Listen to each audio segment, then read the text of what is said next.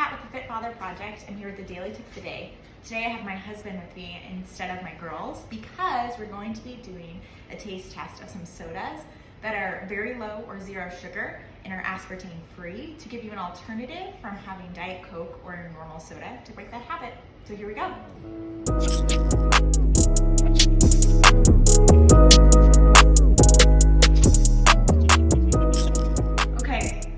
And tested them all. Sparkling water is always going to be our go-to, but if you're looking for that soda alternative, we tried the flavor Zevia, we tried black cherry as this specific flavor, we didn't like it. We went with the cola flavor, it's caffeine free, aspartame free, it was okay. Right. It's okay. Then we went with the Olipop was our next favorite. It does have 2 grams of sugar, so it's a little bit of sugar, but that's a great alternative from a normal Coke, and it was pretty good. We actually liked that one. Right. But both of us liked the Virgil's.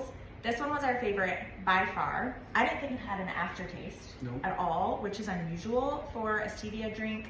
There is 0 calories, there is no artificial flavors, there's no aspartame, it's keto, non-GMO, all of that.